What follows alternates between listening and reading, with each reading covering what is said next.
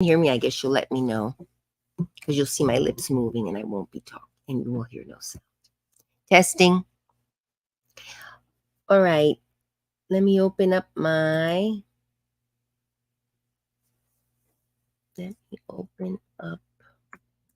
documents. I'm using Google Docs, which is just like using Word. Except I'm going to log into another account because my first Google account that I ever opened is full. I've got to delete some photos. It's running out of storage, and it takes a long time to run out of storage on Google. I mean, you got to use it a lot. So I've been using it since 2008, and I've been uploading all my pictures, and so it's full. And I've got a lot of junky pictures. And the thing is, now with the phones, and you're connected to Google, when you take a picture, it automatically goes up to, and maybe it's not a picture you necessarily want to keep, but it backs up to Google. So you can delete it on your phone. You have to remember to delete it up on your Google too, or it fills up your memory. So okay, I logged in there. Let me open up. Okay. Let me call this. So I'm going to be interviewing one of my followers. Some of you may know about it. His name is Ryan, and I'm preparing. I'm so nervous. I don't know why I'm nervous, but I'm very nervous. I think it's going to be a wonderful interview. But I want to, prepare the questions. I want it to go perfectly because I did a little test interview. Some of you may have been here a few days ago, and I interviewed Katiana Renee, who's a film director and producer. But it was a mess. I had to unplug my microphone when I was listening to her and plug it back in to talk. And when I had it plugged in, I couldn't hear her. So it was a mess. I mean, it was good. It came out well in the end. It was a very short little practice. But I got to figure out how that sound works. So I'll have to test that out again. Maybe I plugged it in the wrong place. I don't know. So let me see here.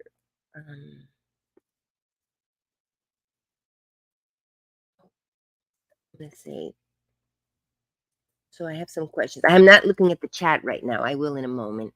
I put on a little makeup, but guys, I'm a mess. The lighting is terrible. I'm facing the windows. Let me open the door maybe. Hang on. It's cloudy outside too, so. Anyway, is anyone in there yet? Let's see. Hello? Oh, hello, Lunar. Lunar, how are you? I'm on Twitch and I'm also on Ramble Scramble on YouTube. I'm streaming to both. So I don't know which one Ryan follows. I think Ryan follows me on the YouTube. So I'm going to be interviewing him. I'm going to try to start a little kind of a talk show where I interview a guest or something. So I tested it out. I'm having some sound issues with it. So I still want to practice before I do the actual interviews. But anyway, so I'm doing interviews now. Just to give you a background, the person I'm interviewing is a gay man who at one point, from what I understand, I haven't discussed it in depth with him lately, was transitioning to become a trans woman and at some point changed his mind. So I'm just curious to understand how that all works. I really know very little about it. So I want to ask questions, and I want a list of questions, prepared questions, so that it goes smoothly and it's going to be informational interview. How's the lighting? More than anything, I have followers from people who are very devout Christians to people who are atheists. I believe there are a couple of Muslims. I like, or I hope, and I like to think that I have followers of all different backgrounds and different what do you call it? There's a word for it. Different segments of the population. And some live abroad, so they have, of course, different perspectives as people who don't live in the United States, And so I like that. And I want to maybe start doing interviews so that people from the different segments can kind of I'm not saying you have to agree with everything. People are going to disagree, but we in America and perhaps the rest of the world, we have to start getting back to respecting opinions of others while not necessarily agreeing with them, and voting however we vote, but not making it into this war of words or war of cultures, culture wars. And it's really gotten out of hand. And, these days you can't say anything. People get offended, and from all areas, whether you be from the right or the left or the middle, people get offended too easily. We got to be able to just talk, for goodness sakes, respectfully. But come on, let's get over a little occasional little jab or insult. I'm not saying we should be insulting people, but I don't know. Or just be able to ask questions. Anyway, my point is, this should be an interesting interview. It's going to be just informational. It's not going to be, trying to prove or disprove or, but I do believe, and I'm of the Christian faith, but I'm not a devout Christian. So, but I have grown up with very devout Christians, and I like to be sort of I think those of us who kind of are not very extreme need to stay friends with the extremists, in quotes, stay friends or stay acquainted with them, and, kind of broach the differences. We're not going to get the extreme right ever to agree with the extreme left. Of course, that will never happen. But most of us are in the middle. Most of us kind of, yeah, that stuff on the left is good, and then, well, there's some stuff on the right here. We would call them the Republicans. They may have some good points as well. So those of us who are kind of in the middle, or at some spectrum in the middle of the political views, have to kind of, understand that, well, okay, I don't agree with that, but you do have a good point there, kind of make it, and then vote and not be judged about who we vote for. I mean, you don't have to tell people who you vote for. That's one way, but you can give reasons for wanting to or not wanting to vote for someone, and just, sorry, I disagree with you, but all right. I just kind of make it, that's how it used to be. We used to be able to have political discussions and not have people hurling insults at each other like these young kids are doing now. It's Gen Z. So anyway, hello, Lunar. Oh, how many viewers? 4? Good day, 17. Oh, okay, I got my Twitchers on right now. I guess my YouTubers are still in bed. So I'm streaming from Yard Stream. I signed up for 1 month. It's $20 per month, or cheaper if you sign up for the whole year. I decided to just do a month, and I'm really liking it because I'm able to stream to various platforms with just the one. I need to get a better camera though. Look at that. And the lighting isn't so great. I opened the door, now the light is coming from there. Like my background, this is my new mansion. I was watching a live the other day, and let me get to I'm going to start doing the questions. And a lady on the live had the same background as me. I guess this is it's a non-royalty, it's a royalty-free picture. So you can put it, or maybe she was using Yardstream. This picture, I don't remember if this picture came with Yardstream, or if I think this is the one that I downloaded. Is this the one I downloaded? Let me see. Hang on a second. I don't remember. Sunday's going okay. I'm going to have lunch with a friend around 2:30. Right here, it's 10:30. Only 4 hours. So I guess around 1-ish, I should start thinking about getting ready to go, because I'm so slow. Sometimes on Sundays, I'm very slow. It's cloudy. All right, so anyway, so what I'm going to be doing is interviewing this gentleman who is a gay man who, again, I'll repeat for those of you who might have just come in. He's a gay man who at one time was transitioning to become a trans woman, but I guess at some point along the line, he changed his mind. And I'm just curious as to what happened, or what, what his situation is. It doesn't mean that everybody's situation is the same, but just curious. I've been curious about that, and I like to get informed.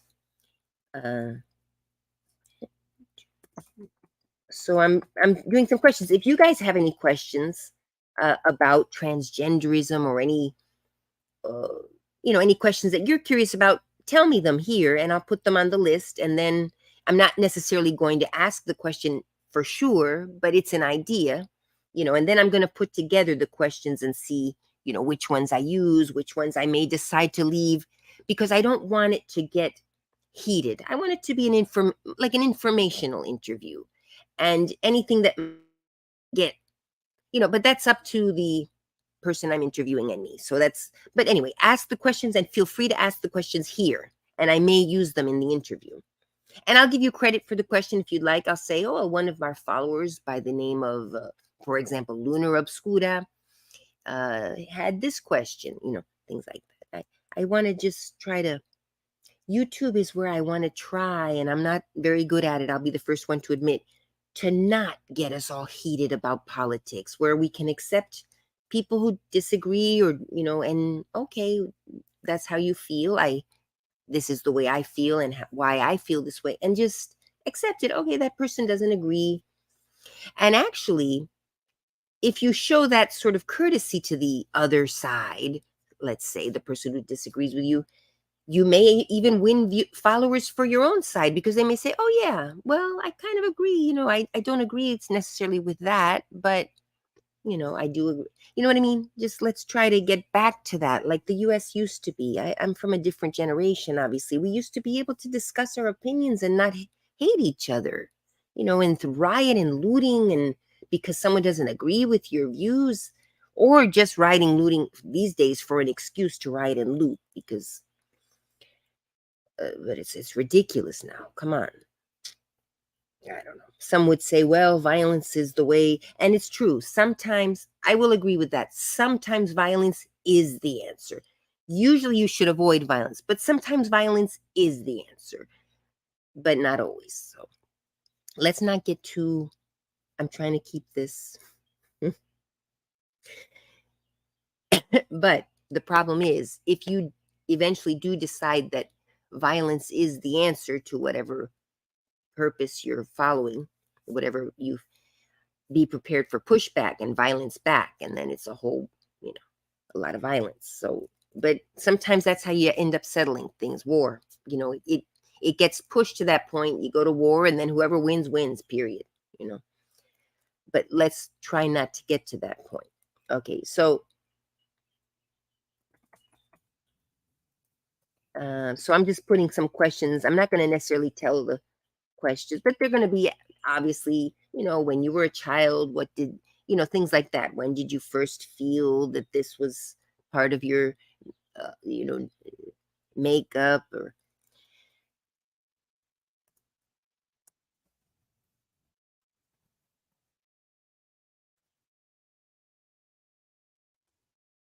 okay. So yeah, I'm not looking at the chat now, but I'll check in a minute and see if you guys have any of your own questions. So the topic is about transgender issues. Question. Any question? Feel free to ask any question here. Like I said, it's just a question. It doesn't mean we're going to answer the question when we do the interview, but it's something, that you're curious about. Let's do it. Put it in there.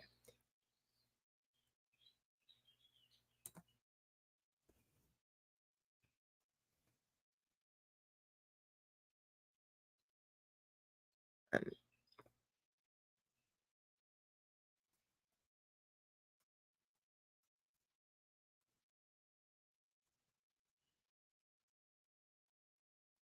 um,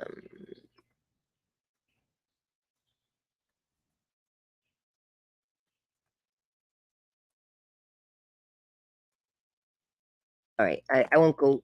I'm just typing, but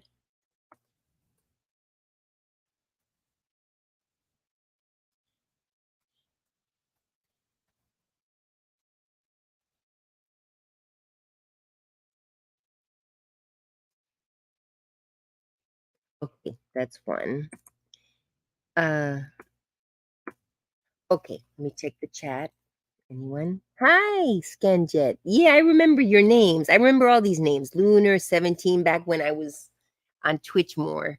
I'd like to get back on there and do my classes, and I'm temping again. Some of you may or may not know that.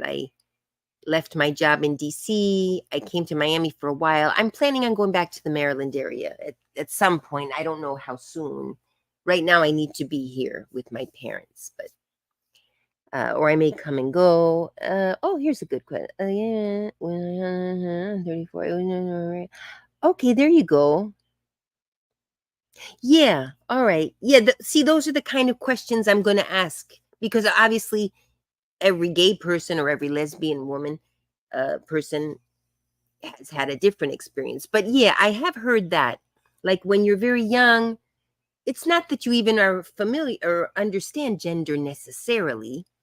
At that age, you're just born and you're playing with kids. And but yeah, I have heard from other gay people that yeah, when I was young, I noticed I was more drawn to playing with the girls and playing with dolls and playing house, and I always wanted to be the mommy, stuff like that. I mean, that's one example of I'm sure many. But yeah, you're not familiar necessarily with gender, and that's how I feel we should be today. Like now they're talking about in the United States teaching gender issues in grammar school.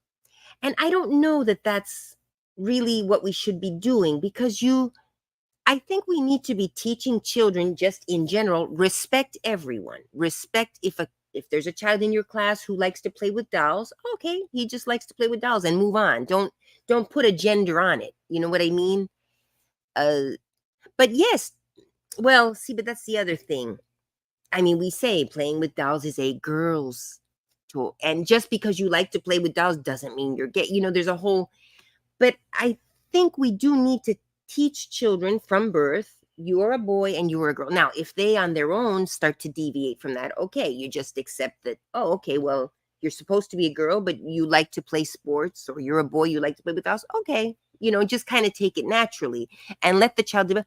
But I feel, children need to have a basis of what to start from. That's my opinion. Whereas in the United States now they're talking about not gendering anything. Just the child has no gender. You don't assign them a gender, assign in quotes. Because yeah, generally speaking, if you're born with one body part, you're a girl, and if you're born with another body part, you're a boy, and you usually develop in that same gender the rest of your life. And then you obviously have some who don't. You're born with one body part and but I still think we need to teach and separate them as boys and girls and give them teach them the traditional gender roles, which they can deviate from. And that's the thing. We do have to teach maybe older parents or parents that are more closed-minded, or at least try to encourage them to say, well, look, your child is a boy, but he likes to play with dolls, so just accept it.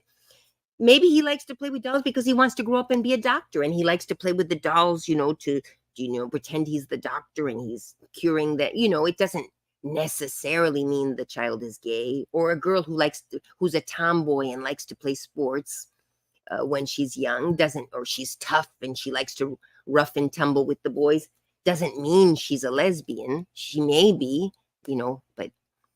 uh, but yeah, when I was little, we had tomboys. The girls who acted kind of rough were called tomboys, and we just accepted them. I will admit we were less accepting of boys who acted more feminine, more sensitive, I guess is the word, more effeminate boys. There was less acceptance. Whereas tomboys, which are women young girls who act like tough, act like boys, act tough, they were more accepted for some reason. So at least where I lived in New York. So that has to change. If we're going to accept the tomboys and let them be rough and tumble girls that like to get their knees scraped and dirty clothes, get their clothes dirty, we accept them. We should also be accepting of a young man who doesn't want to get his clothes dirty and likes to keep himself, clean, and likes to play the girl, I say girl in quotes, of course, out of respect. We know that. But anyway, so that's kind of what I'm trying to, uh, but yeah, everyone has different experiences. So, and maybe someday you'll like to. First, first I'm going to, have already discussed with Ryan, if he's still willing to do it. You can always back out from my interviews are very, if you say you're going to do it and then maybe change your mind and decide you prefer not to, I'll understand. But as far as I know, he still would like to do the interview, but I told him I was going to prepare these questions. So I'll take that one into consideration, from a very young age. Yeah, that's kind of one of the questions I'm going to ask him. And so let me put that one. Yeah, so that's like that's my first question, actually. Oh, it's getting warm in here. And I opened the door because I don't have good lighting. Oh my gosh, you guys, I got to get off this floor, on the mattress on the floor. All right, we're closing this. It's still hot weather. Maybe I could open the curtain. Maybe that lighting is better. Let's see that. So that's what I'm going to do for a little while. And I just came on to blab like I like to do. 1 second.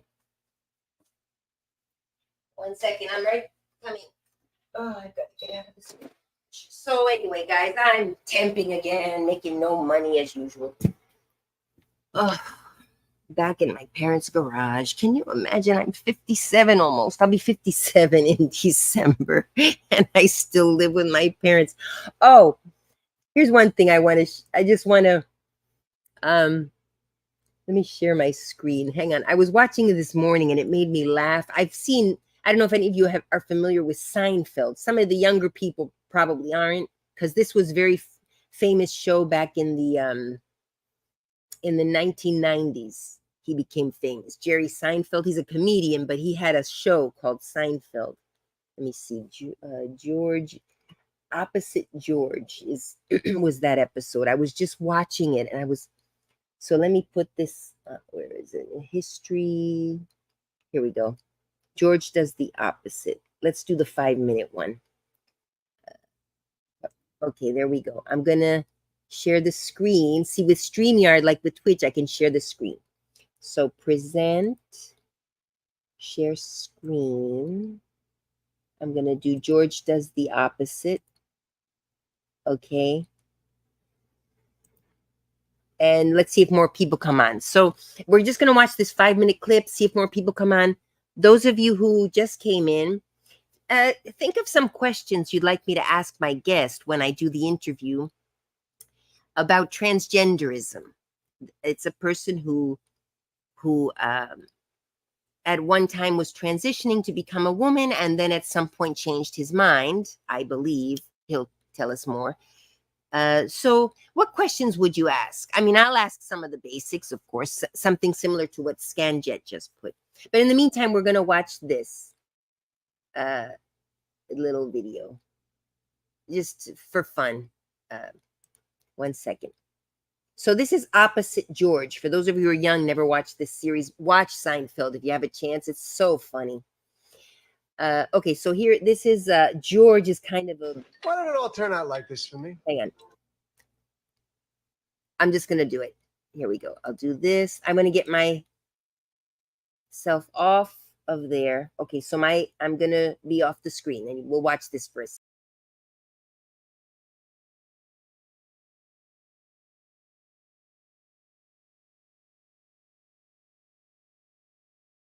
I had so much promise.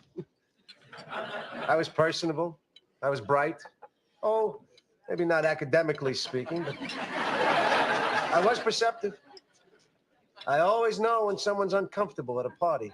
That happen over there? It all became very clear to me sitting out there today that every decision I've ever made in my entire life has been wrong. My life is the complete opposite of everything I want it to be. Every instinct I have in every aspect of life, be it something to wear, something to eat, it's all been wrong. Everyone. Tuna on toast, coleslaw, cup of coffee. Yeah. No, wait a minute. I always have tuna on toast. Nothing's ever worked out for me with tuna on toast. I want the complete opposite of tuna on toast. Chicken salad on rye, untoasted, with a side of potato salad and a cup of tea. Well, there's There's no telling what can happen from this. You know, chicken salad's not the opposite of tuna. Salmon's the opposite of tuna, because salmon swim against the current, and the tuna swim with it. Good for the tuna. George, you know, that woman just looked at you. So what? What am I supposed to do? Go talk to her.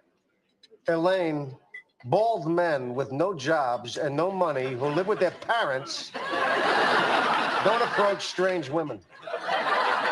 Well, here's your chance to try the opposite. Instead of tuna salad and being intimidated by women, chicken salad and going right up to them. Yeah, I should do the opposite. I should. If every instinct you have is wrong, then the opposite would have to be right.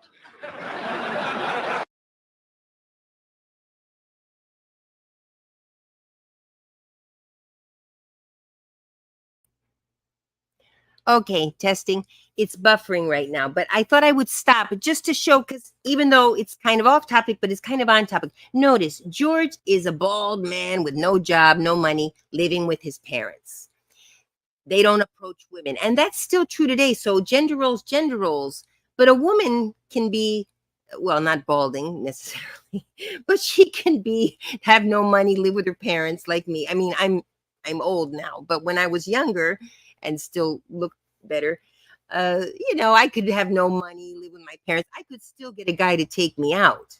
And I believe that's still true today. Whereas the opposite is not necessarily true for men. So here are the gender roles right here. Even though it's the 1990s, it still holds true today. But let's see if it stopped buffering now. 1 second. Kind of referring sort of to the transgender thing and gender roles and all that. Biology is biology, and there's a natural thing, I think, and of course, I'm an older person, so forgive me if I'm not, with it, but men biologically are generally, with exceptions, of course, more drawn to taking care of, to being a provider, to, when we were all cavemen or whatever, would be the ones to go out hunting and bring back the meat. And then the women would prepare it and take care of the children. And doesn't mean you have to do that. But there is a natural thing towards doing that in all of nature, with exceptions. They say, okay, well, what about seahorses? Because seahorses, the fathers carry the babies. I think the mother seahorse produces the eggs, whatever, they get fertilizes, but then the father takes all the eggs. But in a way, he takes the eggs and he protects the babies as they are born, and then he eventually go off. But he's the protector. So it's still, although it's it's not the mother seahorse feeding them, but the father is protecting them from predators and things as they grow. And so it's still, although it's a little bit of a switch, the father seahorse is still behaving like the male of the species. I'm not sure why the mother seahorse just kind of plants the eggs and goes off and has fun. But, there's exceptions, like I said. Anyway, let's see if this stopped buffering now.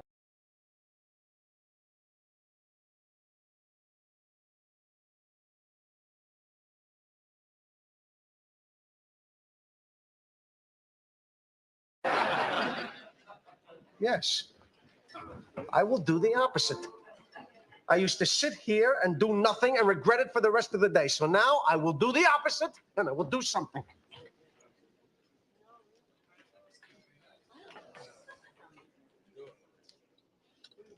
Excuse me, I couldn't help but notice that you were looking in my direction. Oh, yes, I was. You just ordered the same exact lunch as me. My name is George. I'm unemployed and I live with my parents. I'm Victoria. Hi.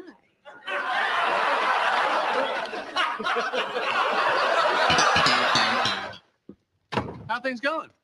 How are things going? You want to know how things are going? I'll tell you how things are going. I am getting kicked out of my apartment. Why? Why are they doing that? I don't know. They have a list of grievances. The jewel thief? Yeah, the jewel thief. What else? I put Canadian quarters in the washing machine. I gotta be out by the end of the month. Well, you could move in with my parents.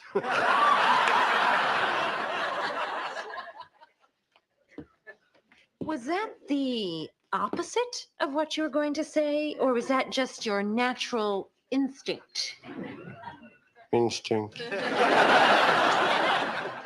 Stick with the opposite. Elaine, don't get too down. Everything will even out. See, I have two friends. You were up, he was down. Now he's up, you're down. You see how it all evens out for me? I must have had at least 8 in my mouth. I couldn't talk. Why'd you have to eat so many? Because they're juji fruit. I like them. I didn't know it would start a chain reaction that would lead to the independent publishing. Not to mention the end of Kramer's coffee table Yeah, book. you knew he had a cold. How'd you expect him to blow his nose? Yeah. You know what's going on here? Can't you see what's happened? I've become George. Don't say that. It's true. I'm George. I'm George. Greetings, people. Greetings. Greetings and salutations. What a beautiful day for a ball game. Let's play two. Oh, Okay. Anyway, that's basically it. If you watch Seinfeld, it's so funny. And usually George is the loser. George is the one that everything's always going wrong for him. He can't get women. Like he said, he's balding, living with his parents. And suddenly he's got a stroke of luck. He met a nice woman. He's doing well. I think in this episode, it's not the whole episode, he had found a job after all. So he was doing great. And Elaine, who usually is always doing great and getting all these great jobs or whatever, her got a stroke of bad luck. And it's funny. You start to get to know the characters, and it's funny. If you guys want to see sort of what life was like in the 1990s, it's a good series, and it's funny, and the jokes even last until today. Like Lucille Ball, what's it called? I Love Lucy. That was from the 50s. That's another sitcom that you learn a lot about the times. The gender roles were there, but Lucy as a person, Lucille Ball as a real person, broke all the gender roles. She produced her own show. She did her own writing, I believe, or with help from others. She was the one who wore the pants, in quotes, in her couple with Desi Arnaz, was a Cuban man.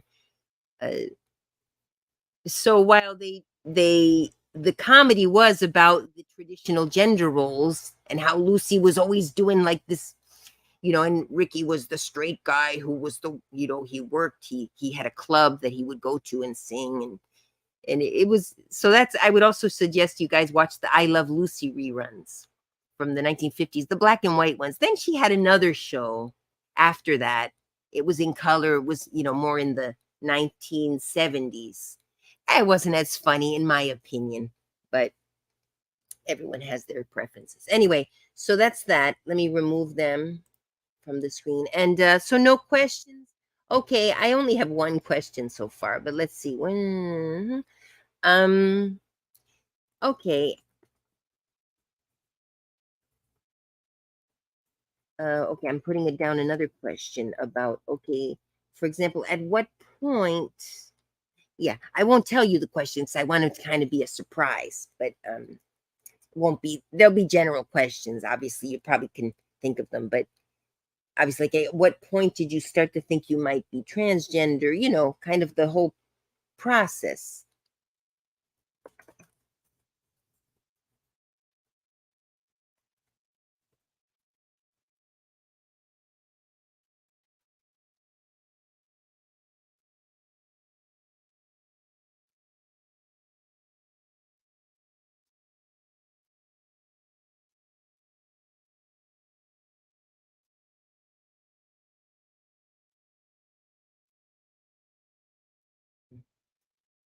Uh, okay. Yeah, they're basically asking the whole process. When you were young, this, at what point did you think the other?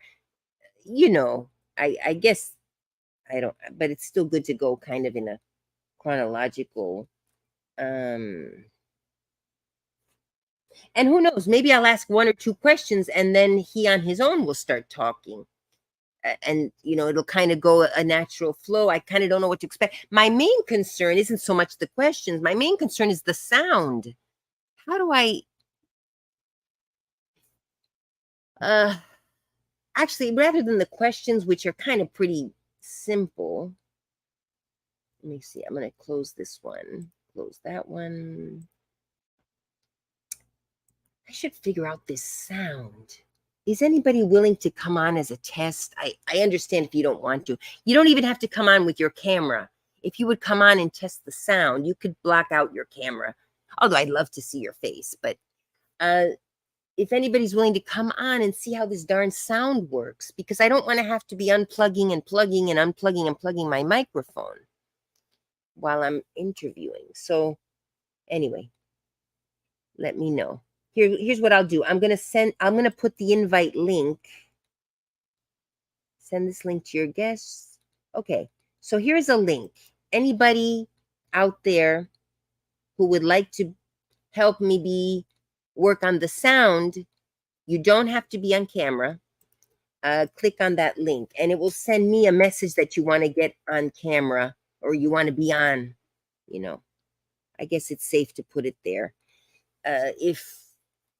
In the future, I won't likely put it in the chat if I ever have zillions of followers, because that would get messy. But I only have 4 people watching. So if any one of you 4 people would like to, I wonder if that includes myself, click on that link and turn your camera off if you prefer and help me work on the sound. We would just be like, hello, how are you? I'm fine, or whatever you want to talk about.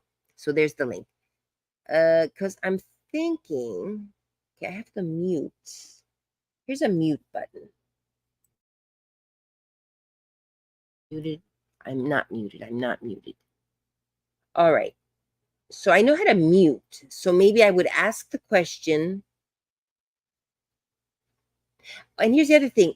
Yeah, you know what? I think what I'm going to do is this. Because I can't hear the person, but everybody else can. That was the good thing. I guess what I could do is but then I couldn't use my phone either because there was a delay. That was the problem. That's why I couldn't use my phone, because I would ask the question and the response would come through on my phone like a minute later. So I couldn't do that either. Maybe I don't know what I'm going to do. So anyway, please someone click on that link if you'd like to help me. Anyone who just came in, click on this link to help me test my sound, because I want to do an interview. Otherwise, I guess I'll have to do it with the actual interviewee on the day. Like maybe we'll meet a little bit earlier and practice the sound, but I have to figure out how the sound works. So, because I have a mute button, so that's not a problem. If I ask the question, I'm worried about feedback, I'll just click the mute button while the person is talking. But I wasn't able to hear the person. Oh, or maybe, let me see how much of a delay there is on YouTube. Well, I guess I'll just have to wing it that day. Here, I'm going to mute my mic for a second. Oh, no, I can't mute the mic. Hang on.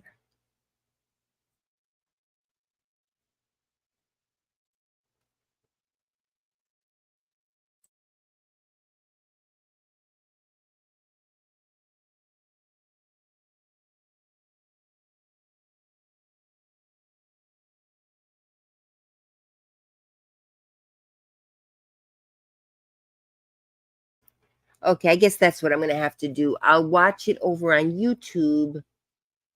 Yeah, I'll ask the question, I'll mute my mic, and I'll unmute the YouTube channel, which I believe is just for some reason on my phone, it takes longer. Let's see. Let me see here. If I go on my phone, let me see here. And if I go to the YouTube on my phone,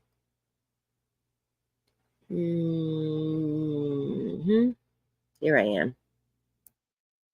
YouTube on my phone. It's not that far. There I am. This is a test. Oh, it's not that far. There I am. This is a test.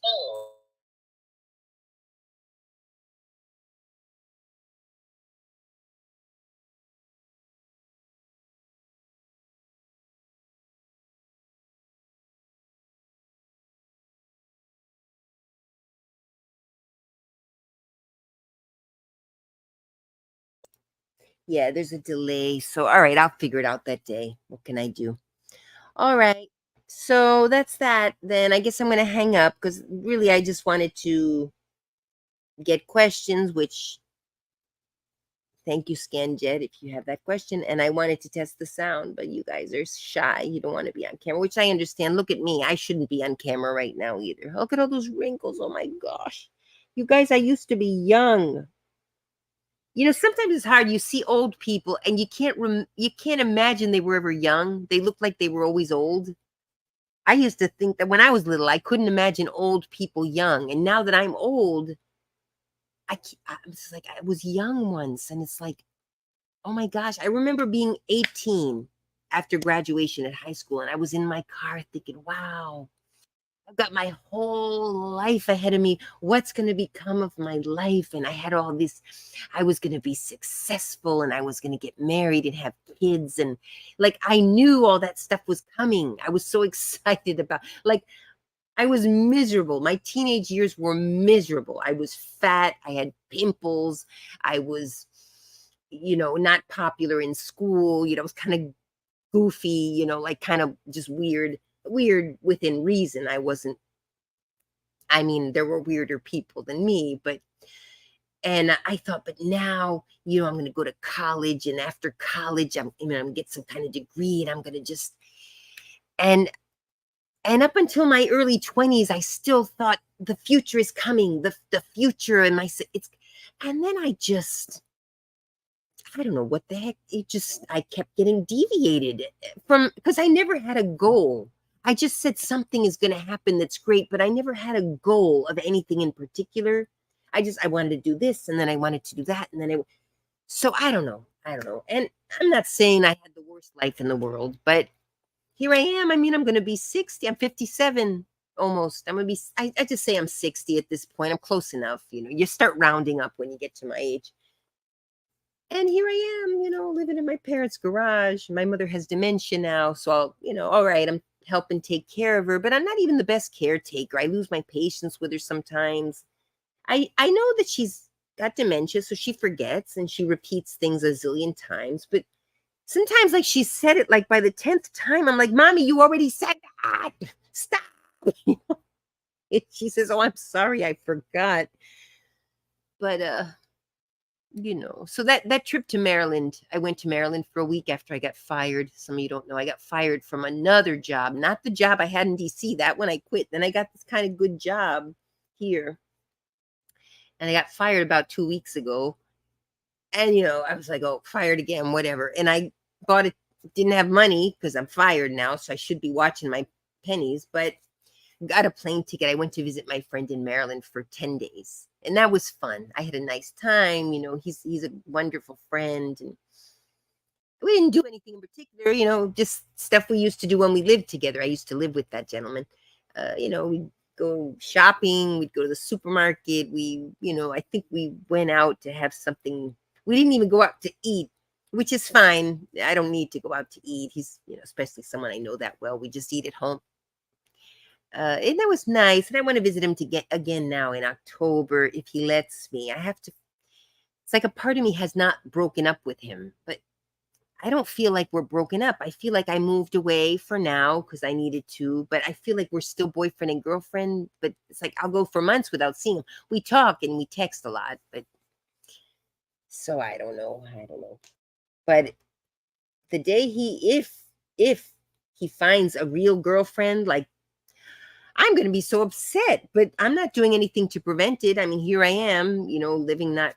So I don't know what's going to happen there. And I've told myself already, okay, if that happens, because it could, why not? He's a nice looking older man, 70, but he's nice looking. He's, a good established. He's respectful of women. He doesn't just use women and throw them away like some men do. financially stable. So, I mean, it's not unlikely that he could find a nice young lady, my age or younger even though he's 70, he's well preserved. I tell myself this, and I'm preparing myself that one of these days I'm going to just want to go visit, and he'll say, well, actually you can't, because I've got a girlfriend now, and it's not the same as it was. It's not like you can just drop in as a friend. That's my fear. And I'm hoping it doesn't happen. But if I'm not giving him the girlfriend experience, if you know what I'm talking about, I mean, why shouldn't he go find someone else? I mean, I have no right to make him stay single, but I hope he does. But I don't know what I'm going to do. I got to figure this out, because if it happens, I'm going to be so upset. And I'm going to have to live with it, because I'm preparing myself. I said, no matter how, if it happens, So I don't know. I want to have my cake and eat it too. I want him to be there. I want to do, not that I date anymore either. I don't go on those dating sites. I'm done. I'm done with the dating sites. And really, how else can I meet someone? I work. Okay, there's some men at work that, first of all, are not particularly attractive to me, number one. Number two, they're all younger than me, except for one is about my age, which he's a nice guy, but I think he's single. I don't know. I don't know. I don't know. Not that I should, but I'm not attracted to him in that way, other than he's just a nice person. Plus, you shouldn't date people at work. Oh, because I got fired from that job, but the same job called me back 2 weeks later to come back as a temp. So I don't know. They want to have their cake and eat it too. They want my expertise and my hard work and my work ethic, but they don't want to pay me the benefits and all that, which is fine, because I want my freedom. So, but and I have Obamacare now, or I guess it's Obamacare. I don't know what it is, but it's good. Whatever I have is really good, and I can afford it. It's practically free. So it has to do with, here in the United States, it has to do with your income. If you're below a certain income level, which I guess I didn't realize I qualified for, that's how bad I'm doing. You don't have to pay for health insurance, I think. Now, if I get a bill at some point, I'm going to be like, what? That's what I'm waiting for. It's just too good to be true,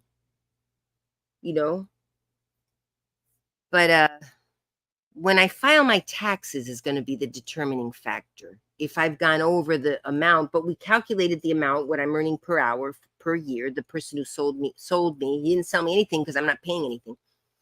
And I guess I don't have to pay anything, and people who are well off, I guess, are paying more for their health insurance, so it's covering mine. Maybe that's how it works. I'm not sure how it's working, because that money's got to be coming from somewhere. But I'm getting bills, like I got a $5 bill for something, which I didn't even pay, because I lost the bill and I never got another one. And so that, I don't know, it's going to come up somewhere, I guess. And then I called my health insurance to find out about that $5 that I supposedly owed. And then when I called Florida Blue HMO, it's an HMO, which is supposedly not as good as a PPO or whatever. But I called because I said, oh, that bill, I lost it. I better pay, because I know that if you don't pay a bill, you get penalties and all that. And it said I owed $0. So I don't know what that $5 was for, where it says I owed $5 somewhere. I thought it was to the Florida Blue. But so I'm just thinking, at some point, something's going to happen. I'm going to owe a bunch of money to somewhere, but I'm worried about that. But so far, so good. They have my address. If I owed money, I guess they would have sent me the bill again. So I don't know what's happening. I know there's a lot of healthcare fraud, though, in Florida. But I'm not doing fraud. I just applied to get health insurance because my dog bit me. I was up in Massachusetts. I'll tell you how it started. My dog bit me, and my hand blew up. It's blew up to like twice the size. It was this hand, because the dog got mad at me. I was near her when she was eating, and she got a hold of my finger. And oh my gosh, I couldn't believe a little dog could do that much damage. She's only 6 pounds. Can barely walk, but she can bite. God balances things out. She's harmless in every way except her. And she was like a pit bull. She wouldn't let go. She grabbed, and I was trying to, and she was shaking her head like pit bulls do when they're fighting. Not that I watch pit bull fighting, but I have unfortunately seen clips of pit bull fights. You see everything on the internet these days. Oh, she grabbed, and a dog that grabs and doesn't let go and shakes their head, that is the killer instinct. That is a dog attacking an animal to eat. That was just pure killer instinct. And thank goodness she's only 6 pounds. And a dog that has hydrocephalus, so she falls down. Because if she would have been a pit bull or some, I would be dead. I would be dead. My arm or my hand would have been ripped off. I mean, my finger would have been ripped off. Anyway, oh, sorry, I'm scaring everybody. And she's so cute. I love her so much, but I got to stay away from her when she's eating. Anyway, I went to the doctor. I said, okay, it'll be okay. I washed my hands. I put, the stuff on it, Neosporin. It still had not blown up. Like when she first bit, it had not got blown up. But I knew it was deep. It was bad. It was bleeding. It was deep. I still have the scar. Oh my goodness. Anyway, I'm cringing remembering it. But the next day, the thing was just twice the size. It was just this big hand. It was this huge hand. And I was showing it to people. I was like, oh, it'll probably go down. I was trying to minimize it. That's what you do when you love your pet. Oh, it's okay. It was my fault, Oh, good Lord. Anyway, I didn't go to the doctor. And then people were telling me, look, you'd better go to the doctor. That thing is infected. You could get gangrene. You better go. And I wasn't going because I didn't have health insurance. I had not been paying, it was. So finally I went to the doctor. I said, okay, yeah, I could lose my hand. I better go. So I went to an emergency care place. And, they looked at it. $500 was the bill. And I had no health insurance. I had to pay $500 out of pocket. I had no, what could I do? I had to pay, and so I used my credit card. That's part of my credit card debt. Then I had to go get antibiotics. That was another $100 or something. Then the lady sent me to get x-rays, which I didn't do. I said, screw it. I'm not getting x-rays. She said, you better x-ray it as well because the finger, she thought maybe that the bone might be broken because the dog had bitten down to the bone. I think. And the finger was all crooked. Is it crooked now? It was this finger. I'm not going to hold the finger up by itself, but it was this middle finger. I don't think it's crooked. It's actually looking a little crooked, isn't it? I don't know. Maybe I'm being suggestible. Oh, you can't see it. Oh, you can't see it because does it look kind of crooked? I think she crooked up. Anyway, I didn't get the x-ray because if I would have gone to get the x-ray, it would have been another hundreds of dollars. So, and I was already in debt. I didn't have my job yet. It was before I had gotten a permanent job, which I ended up losing anyway, blah, blah, blah. But anyway, maybe you will find a boyfriend. I don't think so at this age. I don't feel drawn to having a boyfriend anymore. I know the pain, like not my last boyfriend, but the boyfriend before that caused me so much pain. A man I dated, he wasn't my boyfriend. He was a man I was dating, and then, the pool is getting kind of slim because my age, and men my age and older are dating the 40-year-olds because a 40, 50-year-old woman, I'm 57, a 50-year-old woman is still relatively attractive, is already interesting. Because see, older women like to say, oh, they're just looking for a sugar baby. They just want some ditzy young woman, but a woman in her 40s or late 30s is a very interesting woman by then. Maybe a girl in her 20s might be looking for a sugar daddy, but a woman in her 40s or early 50s or late 30s is an interesting woman. So she's not the little dipstick that we like to appease ourselves, So yeah, the man that basically threw me to the curb for a 30-year-old was 65 at the time, 66. And the girl was in her mid 30s.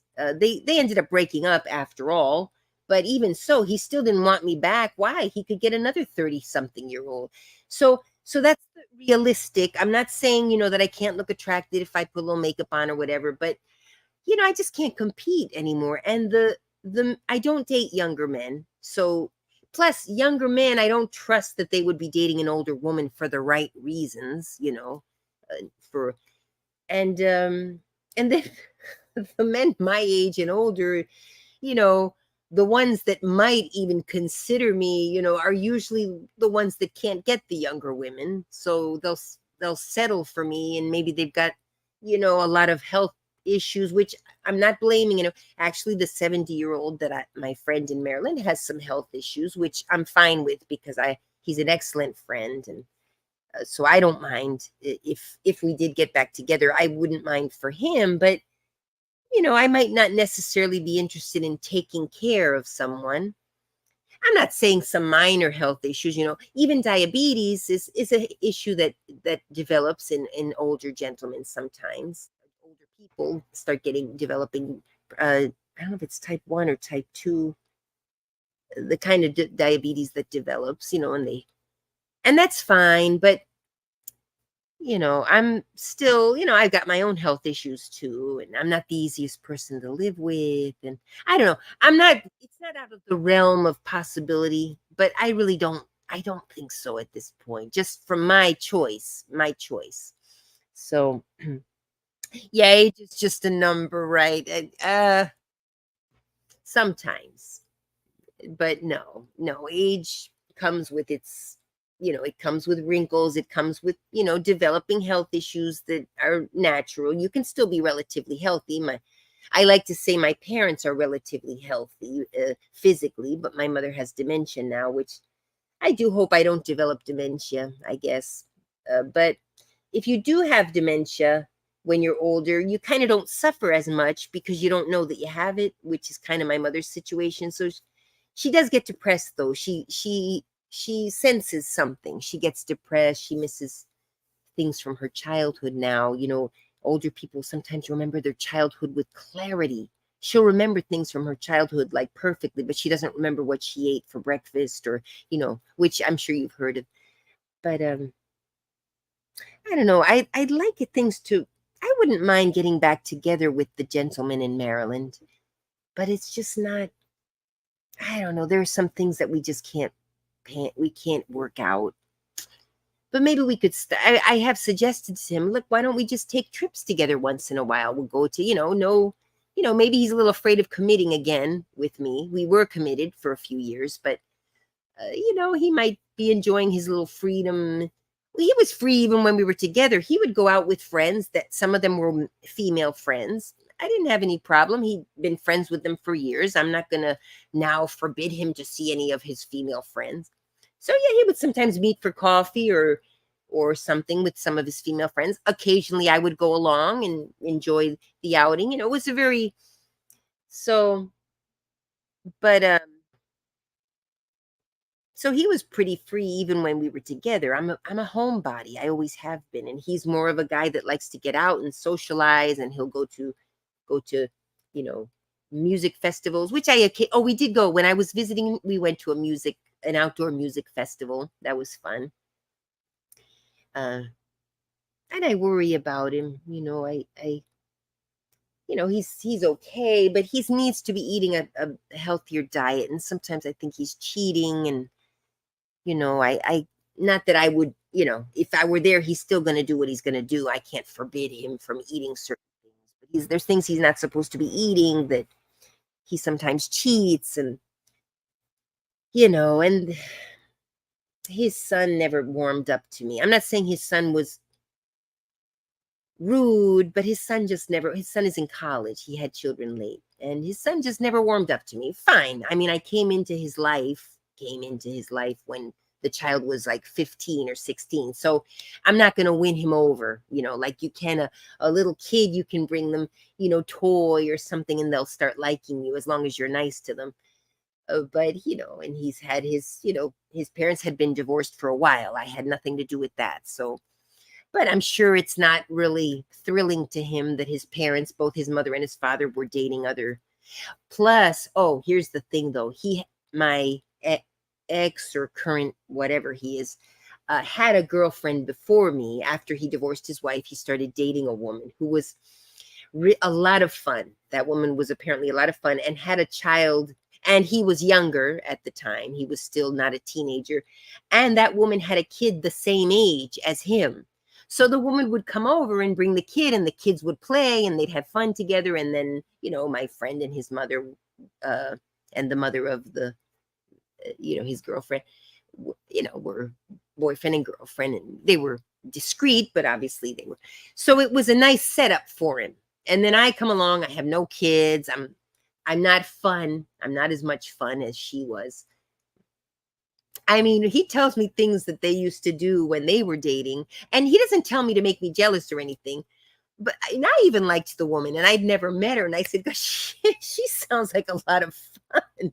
She's kind of a party girl, though. Even she was, older. She's probably a little older than me. But she would go out, even sometimes leave him with the two kids and go out and party. I mean, she was just a fun, maybe not necessarily the most responsible woman, but she sounds like a lot of fun. And then I did meet her once, and she already met someone else and married the other person. So, again, their breakup had nothing to do with me.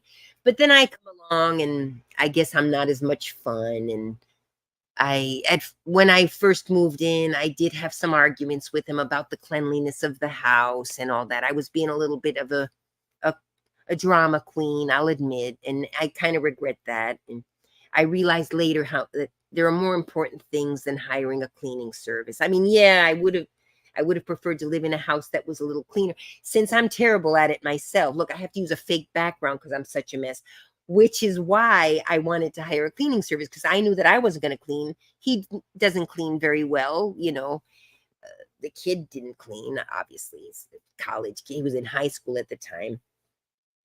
So the house was a little bit dirtier than I wanted it to be, but and I probably made more of a stink about it than I should have. And in hindsight, it wasn't that important. And I guess I could have cleaned, especially when I got a job. But at first I didn't even work. So I was living there free.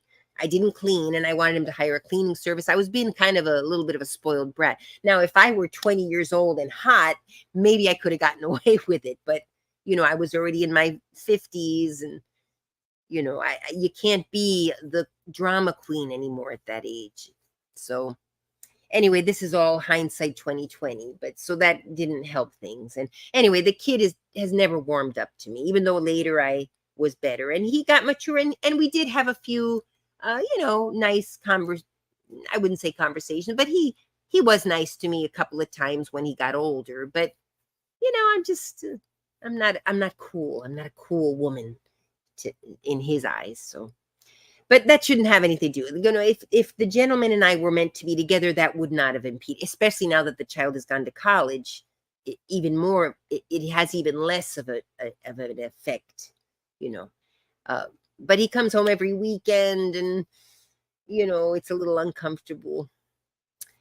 If I were living, but I wouldn't mind maybe moving back to the area. If I could get a steady income where I have my freedom, like now I have my freedom.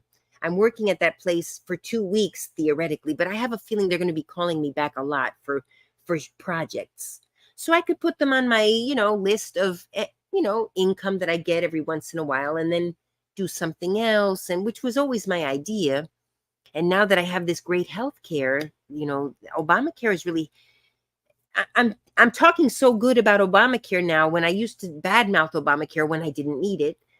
And now that I'm using it, I think it's because of Obamacare that I can get this cheap coverage. I just hope that something doesn't crop up that I'm unaware of, that I'm going to get this huge bill all of a sudden out of somewhere. But right now it's working for me. And I say that every time I talk about being free, because what would allow me that freedom is this health plan that I'm on, whatever kind of coverage it is. It's great. It's not even, now I don't know if it got out of hand, because they say socialized medicine in Canada, for example, is a disaster. Like, you got to go, you wait 20 hours to see the doctor, or you get an appointment for a cancer treatment, for example, is what I'm told by some Canadians. Let's say, for example, an extreme case, somebody has cancer and they need an operation, but to get the operation, they have to see the doctor for some kind of authorization. But the doctor's appointment is 5 or 6 months away. So, it's the wait times apparently with socialized medicine are just ridiculous. You'll be dead before you get the doctor's appointment, So, but that's not what I'm going through. I'm not paying anything for health coverage. I go to I make my appointment. It might be a month away. Okay, granted, I have an appointment that I had to make 2 months ago for a colonoscopy. That one, sorry, maybe that's a little TMI. Sorry, I'm sorry, but I've never had one before. I'm so scared. Ugh, the thought of it, but I have to do it. They say after a certain age you have to get one. So I finally said, okay, I'm going to get one. So that was a 2 month away. But 2 months is not bad, and it's not a life-threatening thing. It's just a checkup. I mean, it could end up being, we'll see what the results are, but I have a feeling everything's going to be fine. I don't have a history in my family. Perhaps if I were more of a rush, I could have called and said, look, I know that there's only an appointment 2 months away, but could you call me if there's if I were in that much of a rush to get it, which I'm not, but it's coming up. I'm trying to find an excuse to get out of it, but I can't. I have to do it. I got my excuse. I had an appointment back, just before COVID. I had made an appointment, then COVID came, and excuse, I can't go, COVID. I used COVID as an excuse, or I think that I don't remember. That was up in DC, but anyway, 30 and acted like 60, and people were 80 and acted like 40. I'm definitely a person who acts older than my age.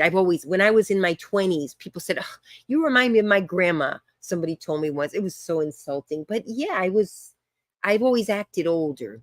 And when I was in my 20s, I looked older. And then I got the best time of my life as far as looks and acting my age was in my 30 to 35.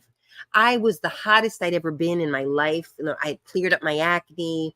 I was always getting my hair done once a week. I was getting facials once a month, which helped, which is part of the reason my acne cleared up, because I was getting facials, professional cleaning every month.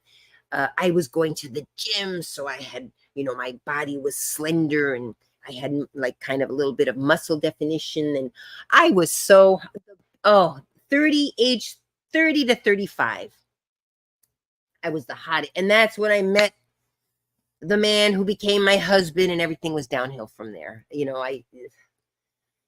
I was, I looked so good. I would get the blonde highlights, which look good on me, my particular skin color. My natural hair is this color. It's black, but now it's turning gray, but very dark brown. It's natural. People think I dye my hair dark. It's just, that's my natural hair color, but it doesn't look right. People are like, that, why do you do that? And then I get some blonde highlights, and it looks like it's supposed to be my natural color because my skin is so pasty. But anyway, so yeah, then I acted, and I kind of acted my age, 30 something. And oh my gosh, men were asking me out all the time. Like I'd never experienced that, where I would just be like somewhere and a guy would come up to me and invite me out politely, not in like a sleazy way. I would meet people in public. In Florida we have a lot of Latinos, and Latinos are more overt with their physical interest in a woman. Still, the culture is very appreciative of the beauty of a woman.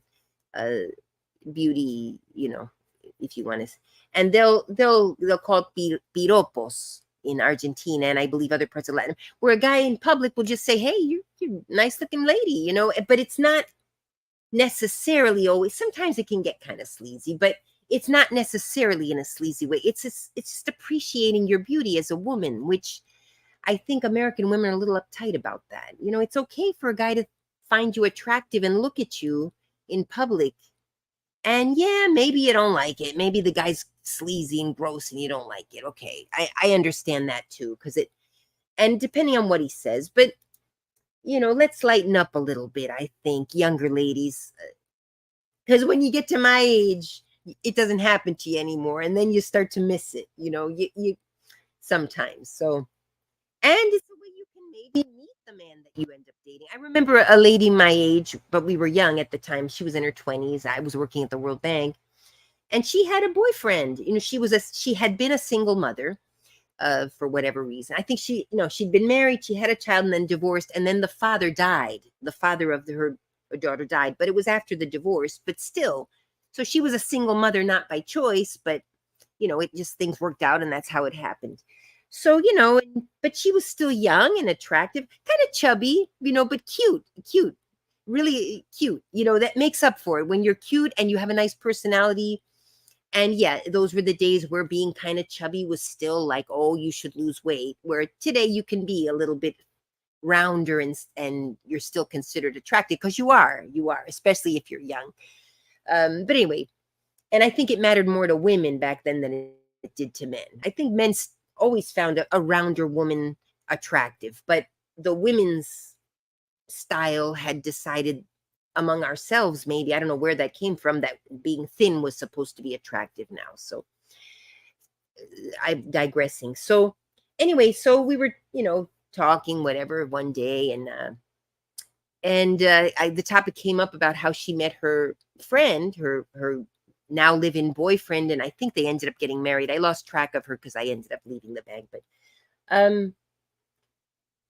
the guy saw her online at the bank one day. She was online at the bank, waiting for her turn, and there was a guy online, and he liked her, and he went right up to her and he gave her his card. He said, "Look, I think you're very attractive. Call me if you want to call me. If you don't, don't." He just, got up the nerve. I guess he left because after doing that, or maybe he was in front. I don't know. Because the thing was he left, so maybe he was in front of her, behind her. I don't know. But just the point of the thing is that he saw her in a bank. He found her attractive and he let her know that he found her attractive and gave her his card and left. It was up to her.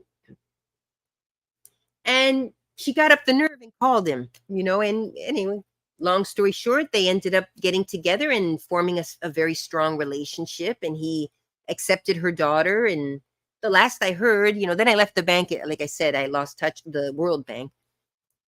I lost touch with her, but I'm going to assume it was a happy ending. And even if it wasn't, still, she had a boyfriend for many years by that point. She was a young single mother, and he didn't know at the time, but I guess at some point he realized, it didn't matter. He liked her and they fell in love. But if you can't even show interest in a woman in public because you're going to be accused of sexual harassment, you're not going to meet anyone. And the only way to meet them is on these dating sites, which turn out to be pickup. I'm sorry, girls. The men you're going to meet on those pickup sites are lazy men who want to sit in their underwear and swipe right. And then, oh, okay, she'll date me. I'll get dressed and brush my teeth and go meet her. That's what it is. That's what dating sites are. There's no more courting the woman. And yeah, you as the woman can be the one. Oh, here I go off. This isn't even what this was supposed to be about. But we got to get back to some of this allowing men to be men and showing interest in you, and with respect, though, guys. If you're going to show interest in a woman, and I'd say even at work, it's okay to do. I'm from a generation where women would meet their boyfriends at work, and I think it should be okay for a man to. It's sticky. It gets sticky, though, at work. I will recognize that, because you might start dating a guy at work, and if you break up, then what happens? If it's a bad breakup and you're still both in the same, which happened, oh my gosh, which happened to the mother of my boyfriend. I'm going to call him my boyfriend. You all know the situation. I don't know what he is, but for now, he's my boyfriend. My boyfriend in Maryland ended up getting divorced from the mother of his child because she cheated on him with a man she met at work. And anyway, ended up very painful for my friend, obviously. And the woman ended up marrying that man that she met at work. And all right, so that's all fine and dandy, whatever. They ended up having a child. And anyway, they ended up getting divorced too. So now she's still at the same job as her ex-husband. And it's very uncomfortable for her. And they sometimes cross paths and they hate each other. It's not like my boyfriend, although he was very hurt, he realized, well, look, we have a child together. It's horrible.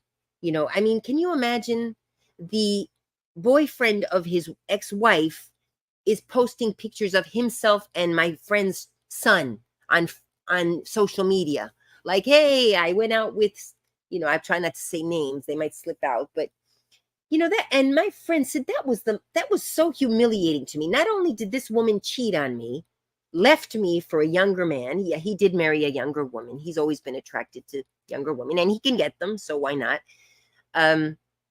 So imagine this woman cheated on him with someone, left him for that someone, ended up marrying him. But in the meantime, before they were married, he was posting pictures of himself and his kid on social media, his girlfriend's son. He said it wouldn't, and he would see it because maybe he was friends with her on social media, because he decided, okay, as uncomfortable as it is for me, his only concern was was his child. My friend is so amazing. I shouldn't talk so well about him because he's a very good catch, and maybe some of you girls are going to find out who he is and try to get with him, but that's fine. He deserves to be with the most wonderful woman in the world, and if I can't be that woman for him, then he deserves someone who treats him exactly as he deserves to be. But anyway, oh, I don't remember my point. Anyway, my point is my friend was just, he didn't think of himself, the humiliation he went through, the depression, imagine, the being put out to pasture as the older man, because he was older. He was in his 50s by then, which I'm older than he was at the time now. But this woman completely just used him. She is a bee. I will say it. And I tell him to his face, you forgave her, but I don't. I will never forgive that woman. And I met her and I was polite with her. I did meet her when we moved in together. Okay, I understand the woman wanted to meet me. So I am living in a house where her son goes off. And so I understand that part. So I guess she wanted to check me out, make sure I was, not going to hurt her son or anything. That's a good mother. So we did go to her house. She invited us and we had some tea and some pastries. She's Japanese. Actually, that was a wonderful. Oh my gosh, the pastries were, I'm still mouth-watering.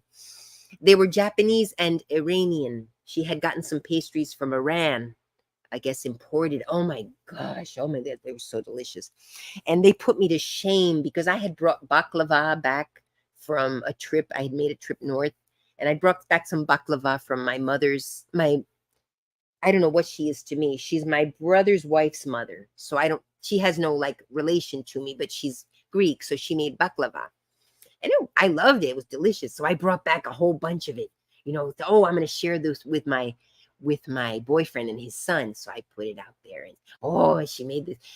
But then after that, we went to his mother's house and these pastries were,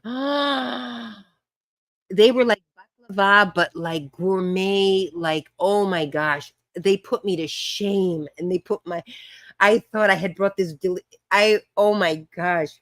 And I even said, and he kind of chuckled. I heard him chuckle on the way home, the son, but chuckle not in a bad way. But he chuckled kind of like, yeah. I think he was proud of his mother. And no, I behaved very nicely, as much as I think she's a horrible woman for what she did to my friend. It was a very nice, I will remember that. It was a very nice little tea, and the son was there too. And we chit chatted and we talked about things. And I told her how delicious the tea was. And it was baklava. Or the name of it, because I even wanted to order some after that. But anyway, on the way home, we were in the car. The stepson, I call him my stepson. He's not my stepson because I never married his father, but my boyfriend's son. And my boyfriend was driving. And on the way home, I said that. I said, oh my gosh, that baklava put me to shame. Those pastries put me to shame. I brought that baklava from Massachusetts thinking it was all that. And nothing compared to what we ate today. And I heard him kind of chuckle to himself. But I didn't take it badly. It's because it was true. And he was probably thinking the same thing, but was too polite to tell me, of course. He, although it's kind of been frigid between the son and I, we've had our little, understandings, But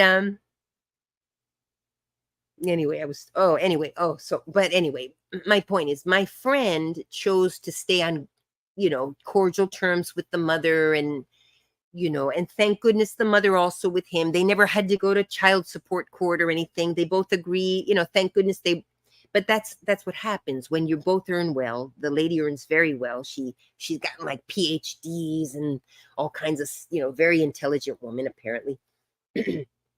and my friend has done very well for himself. So both parents were financially doing very well. That makes things easier as long as you both decide to be, because what would have complicated things was not the financial part, would have been if my friend wanted to get revenge, so tried to get custody of the child, and the child lived with the mother because, I guess nobody asked, and usually the child ends up living with the mother, so there was no custody battle, and the mother, thank goodness, had no problem whenever the child wanted to go to my boyfriend's house. Oh, yeah, sure, go ahead. Even when he was a little boy, she'd call, look, he wants to go to your house for a few days. Okay, my friend would go pick. So thank goodness on that area there were no issues. But it's the exact opposite with the second husband. Apparently they despise each other, and there's custody fighting, and that man, I think he earns okay. I'm not sure, but I don't think he does as well as my friend does. And and now the kid is older. He's their child, not my friend's child. Their child, I think, is in, well, let's see.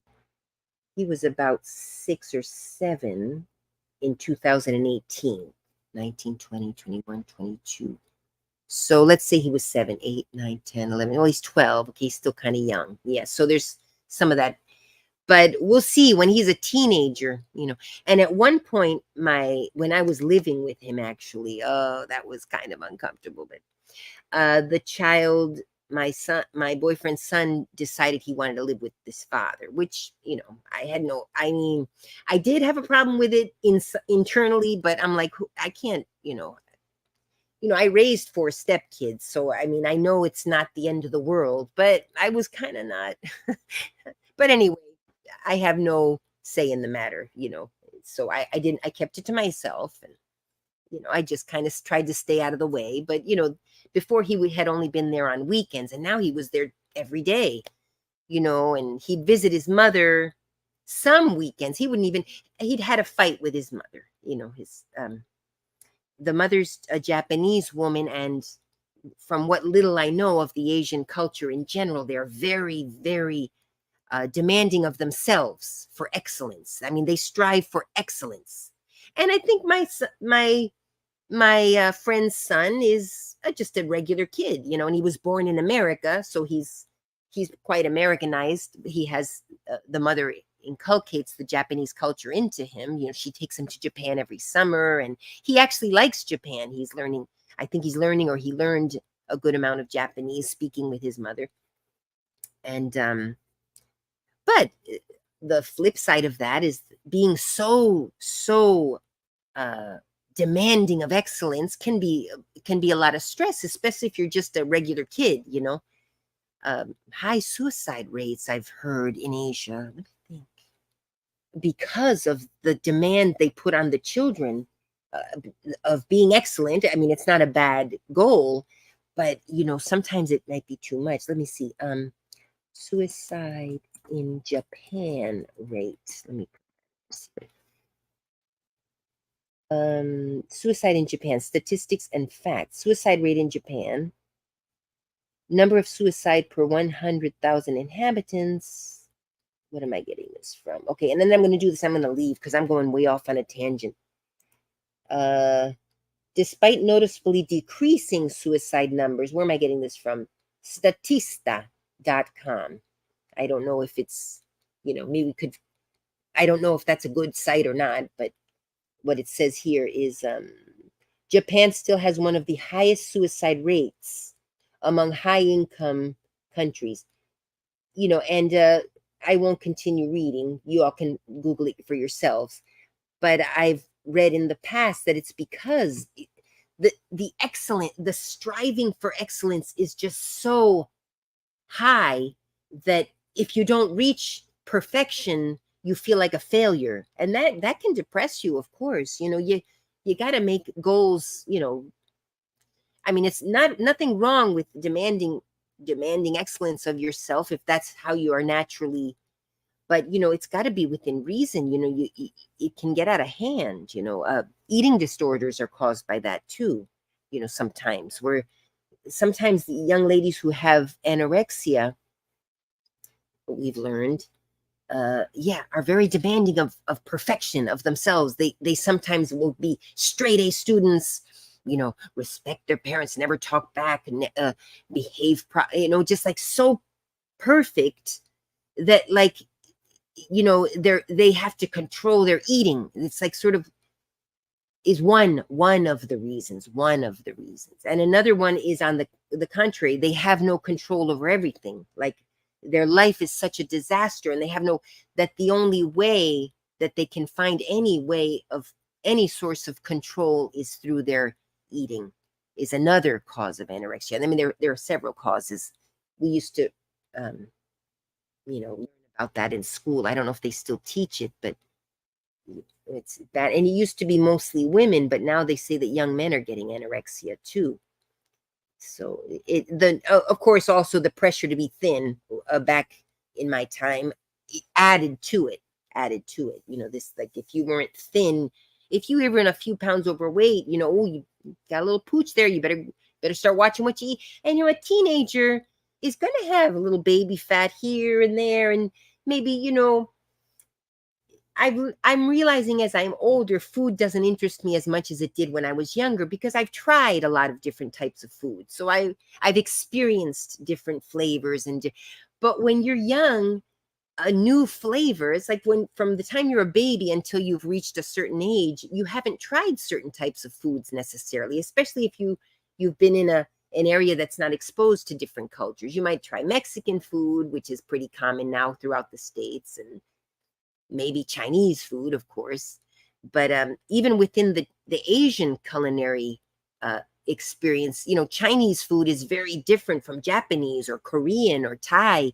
They're all very different flavors, which you don't realize until you've tried the different, but Asian food in general is so savory, and it's usually healthy, a lot of vegetables. But Moroccan food, and then eating styles. Like, I went to a Moroccan restaurant for the first time when I was in my early 20s. In DC, you'll find restaurants of every nature. I mean, it's and we ate with our hands, but very, very clean, very clean. But it was a community plate. I know it sounds yucky, but it was a community meal. Like, we would order a meal, and it was all in the middle of the table, and then they came by with some pots of warm water, and the waiters poured the water on our hands, and it would fall into a bowl, and we would kind of wash our hands with this lemony water, so our hands were clean, and then we took the food. And Ethiopian also, they use a bread, special kind of spongy bread, and they grab the food with their bread. But they eat with their hands, and it was sort of a community experience, which is a Moroccan or maybe Arabic culture. I don't know if it's specific to Morocco or the Arabic culture. And I'm completely off the topic of what this was supposed to be about, but I just start blabbing, you see. No questions about, I think I haven't read this in a while. Wait a minute. I haven't read, maybe age is the number. You're really focused on looks and age instead of person. No, but let's be realistic, Owen. You can have an awesome personality, but if you're all poorly dressed and your hair is messy and you don't care about keeping your weight within a reasonable, I'm not saying you have to be real thin, as I just discussed, but try to keep your weight within a healthy weight. You're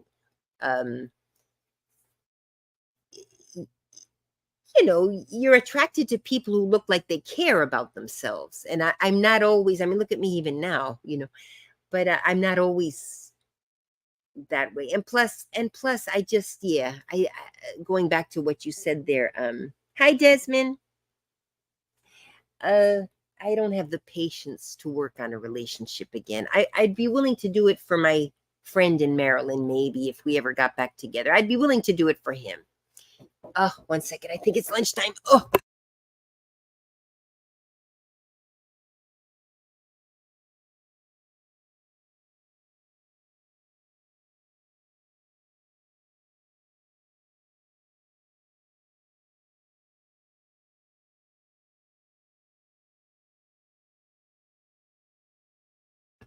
Speaking of food, it's lunchtime, but actually I'm not going to eat with them. I'm going to have a little snack though. I'm kind of hungry because I didn't have breakfast.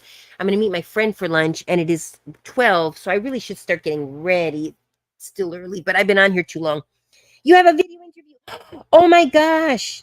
Yeah, no, I'm going to actually hang up now, but oh, Katiana, if you could put a link to that interview in a future. Oh, we have to follow Katiana is an up and coming filmmaker star, movie star filmmaker. Well, movie star. I don't know if you're in front of the camera, but oh, I would love to see that interview.